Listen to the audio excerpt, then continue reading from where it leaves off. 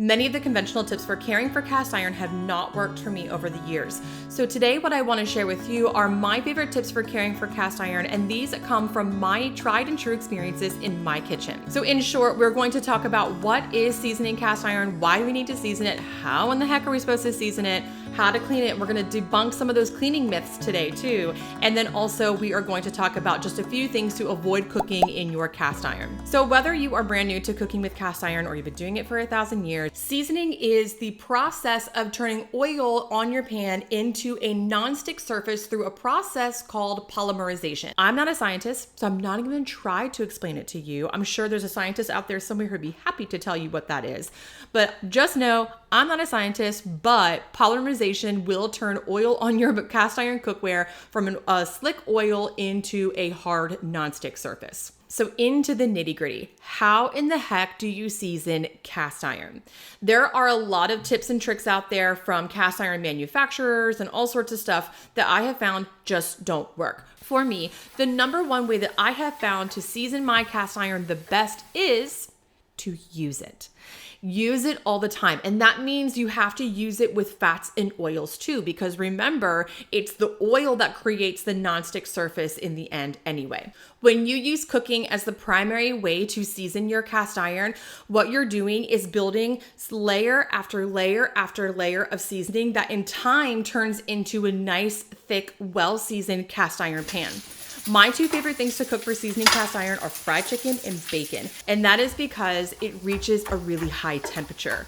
So we'll talk a little bit more about oils and smoke points and what type of oils to use in a few minutes. But when you're doing something like frying chicken or making bacon, what you're doing is you're using oil that has a high smoke point, and that helps season your pan. Now, you definitely don't want your chicken or bacon to reach the smoke point because, of course, when we're cooking with oil, we want to avoid that. But it does get hot enough to start seasoning your pan.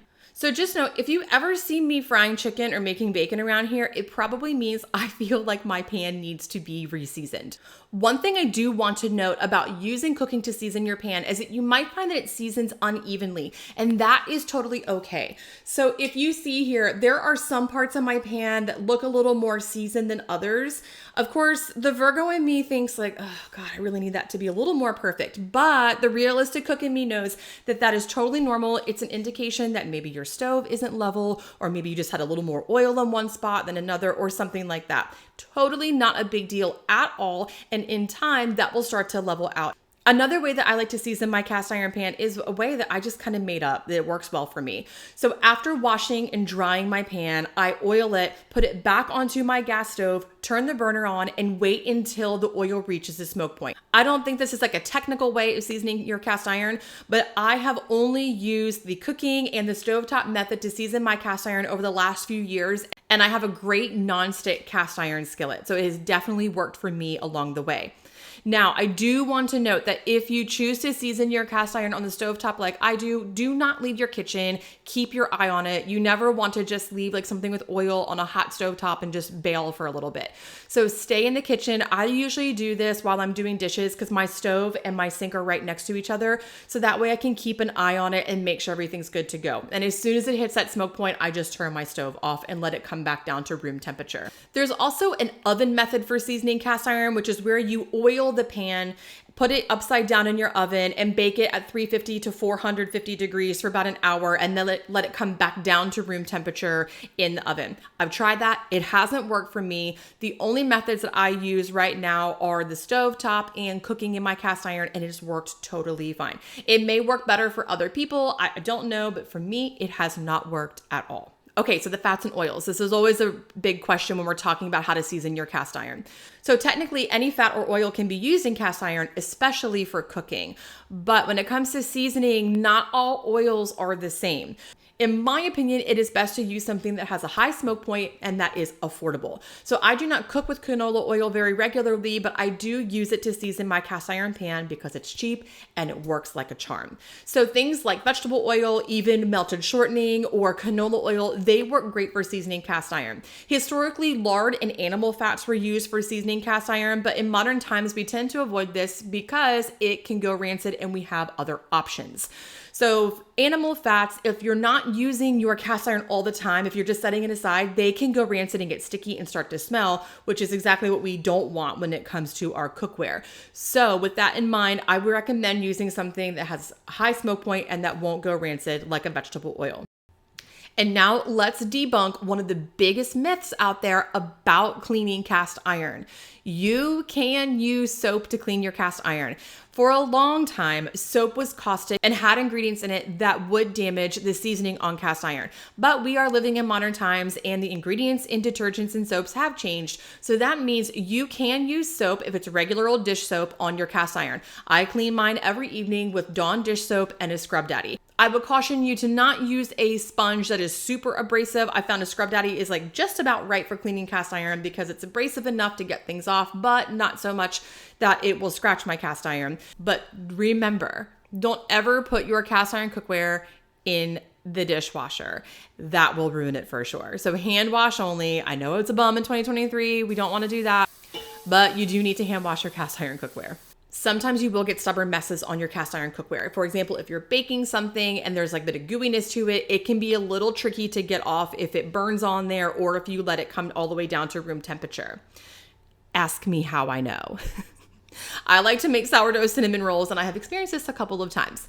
What works the best to get stubborn stuff off, I have found, is something gentle, like a scraper like this, a plastic scraper, or even a wood spoon just to kind of wedge it off of there. There are all sorts of products on the market out there like chainmail and metal scrubbers and stuff like that to clean your cast iron. I have found all that will do is take your seasoning off. So if something is stuck on there, just use like a little plastic scraper or something like that, and that will help take it off right away. If you have something that is more stubborn, which will happen every once in a while, something gets really burned on there, even the best nonstick cookware can still get stuff that's burned on. You can fill your cast iron with water and bring it to a simmer for about 5 minutes on the stovetop. Once it has simmered for a few minutes, pour it out and then clean it as usual. I would not bring the water to a boil. I would not let it boil for a long time. Just to simmer for a few minutes to start loosening up that stubborn stuff should do the trick. Now, every time I do this, if I have to bring some water to a simmer, I always re-season my pan afterwards. It is unlikely that bringing water to a simmer one time will destroy your cast iron, but I feel a little bit superstitious about it, so I always do that. And then every evening after just a regular old washing, I do just re-oil my cast iron. If you look at websites like Lodge and other cast iron manufacturers, they will recommend putting the oil on with a paper towel. I have found that using a paper towel just leaves little bits of paper towel lint in my cast iron, and it's also a little wasteful too. So it's not going to be the end of the world. Honestly, that lint will probably just burn off and be nothing within minutes anyway, but it kind of drives me crazy. So I like to use a lint-free towel to wipe my cast iron out with. After every washing, always, always, always dry your cast iron. If you don't dry your cast iron, you run the risk of it rusting because it does rust pretty easily. So not too long ago, my husband had made something, I forget what he was making, but he brought it to a boil and there was a lid on it and he took the lid off and put it inside the cast iron just to get it out of the way and forgot about it. And then I had a nice ring of rust around my skillet.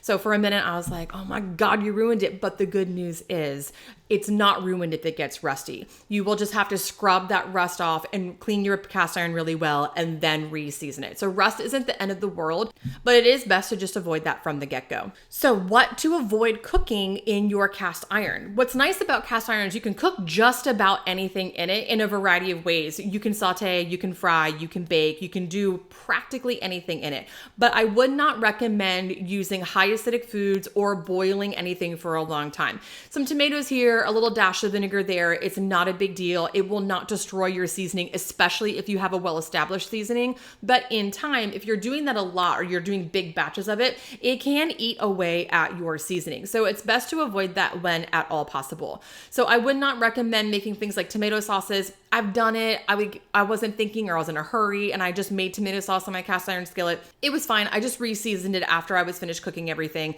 But if you're working on establishing your seasoning, I just wouldn't even mess with that at all. And I also wouldn't recommend doing things like boiling pasta or boiling rice in your cast iron. Theoretically, if it's well seasoned enough, it shouldn't be a problem, but I just say don't even create a problem if you don't have to. So then why do we even season cast iron? We do this to create, of course, a non-stick surface. But what's really cool about that is that non-stick cast iron is totally safe to use. It is non-toxic and a great way to cook for your family in healthy ways.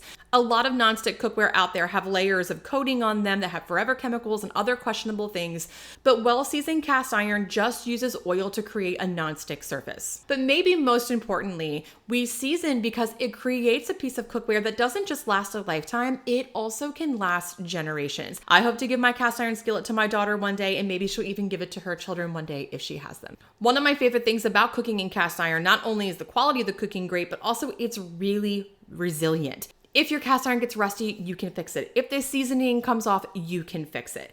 If it gets stuff stuck on it, you can fix it. Whereas some cookware, if the enamel gets scratched, it's ruined. It's not even safe to use anymore. And that is not a problem with cast iron at all. The only thing that you really wouldn't be able to fix is broken cast iron unless you know how to like melt it down and put it back together again, but that's not happening here. So other than that, you can definitely fix just about any problem with cast iron. So these are my tried and true tips for seasoning, cleaning, and using cast iron in your kitchen. I'd love to know what has worked for you. Drop your ideas in the comments below and we can start building this knowledge base together. Thank you so much for tuning into Moon and Magnolia's YouTube channel, where we elevate the everyday from scratch and at home and in cast iron apparently. And I will see you again next time.